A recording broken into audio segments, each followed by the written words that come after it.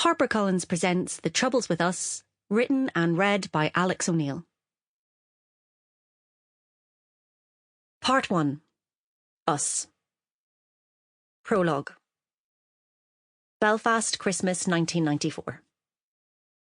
It started with Santa. That was the first whopper in our family, the first I knew about anyway. Most parents have the courtesy to deal their children this devastating blow before they hit adolescence, or they assume they'll figure it out for themselves. I was never the kind of kid who figured stuff out. Mummy should have realised this the day I came home from school aged 9 and asked whether we were Catholics or Protestants, after 5 years of being educated by nuns in Belfast, a city where walls were literally built to separate the two. Still, I have to hand it to the woman. She knew how to do Christmas. On the 10th of December every year, the day after my sister Tony's birthday, out would come bowls of cinnamon-scented acorns, felt mice dressed as choristers, and a hand-knitted tableau of snowmen representing each member of the family. Daddy's been on at her for years to remove his snowman's earring, a painful reminder of his Bono phase. In the run-up to the big day, Tony and I would find letters from Santa on our bedroom windowsills. He'd praise, in my case, what few scholastic achievements had occurred that year, and call out behavioural abnormalities. Dear Alix, you've been such a good girl this year, and I'm pleased you're doing well at school. Though Sister Blanard has suggested you consider directing plays at break time and not during her maths lessons. However, I'm troubled to hear you've been making your sister wear a loincloth and taking her for walks around the area in a wheelbarrow. This is not on. Please stop, or I'll have to put you on the naughty list. Love you, Santa. It was an effective disciplinary strategy. Any time Mummy invoked one of the Holy Trinity, Santa, the Tooth Fairy, and the Easter Bunny, I'd ease up on the ritualistic humiliation of my younger sibling for a few weeks. It wasn't just the threat of a Christmas without presents or a carob-free Easter, because what child doesn't enjoy the caffeine-free and calcium-rich alternative to chocolate, that kept me in line. You see, as long as Santa and his ilk existed, you got to be a child. You didn't have to deal with grown-up faffs like work and lodging checks and extracting cocktail sausages from the VHS player. Daddy's yet to see the funny side. And periods.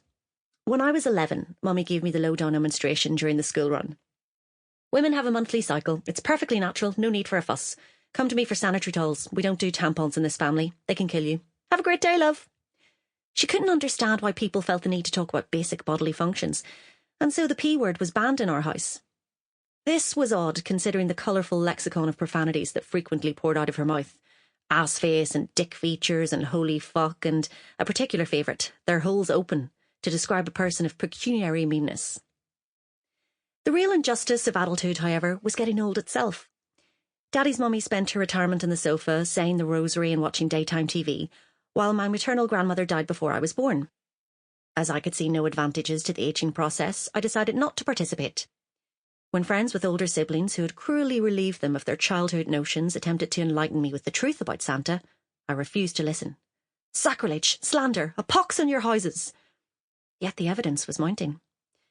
First, there was the Christmas Eve I caught Daddy putting together the toy petrol station I'd asked for. It was the 90s, oil was sexy. He told me he'd been in the bathroom and had heard a noise. When he went to investigate, he found a half-assembled gas pump by the tree. Assuming he'd scared off Santa, he decided to finish the job for him. The following year, I stumbled across a geo-safari at the bottom of my Uncle Tony's wardrobe while examining his stack of Playboys. As it happened, the interactive educational toy was number 1 on my Christmas list. The year I turned 12, the penny finally drops. Or rather, it's hurled right between my eyes with spectacular force. I'm in my second year of an all-girls convent grammar school on the Falls Road. My classmates believe in many things. A united Ireland, a free Palestine, and despite the denouement of the relationship years earlier when she dumped him for Michael Hutchins, the enduring love between Kylie and Jason. They also believe that a man who invites you to sit on his lap and call him Father Christmas is asking for a kneecapping. It's a Monday in early December. Our form tutor asks us what we got up to over the weekend, so I fill my peers in on our day trip to Lapland. We flew out to Finland on the Saturday morning, went on a reindeer sleigh ride, bet the elves, hung out with the big man, and were back in time for stars in their eyes. I await the sighs of envy. Whack! A swift, sharp smack across the back of my head. The blow is administered by Aisling, the good-natured hard-ass everyone is keen to get on the right side of. Are you wise in the head, wee girl? There is no Santa. She starts laughing, her gold hoops bouncing around her cheeks like planetary orbs. The rest of the class join in, but there's no malice in Aisling's teasing. Ever since our mothers met at the school gate on our first day and insisted we walk to assembly together. Sample complete. Ready to continue?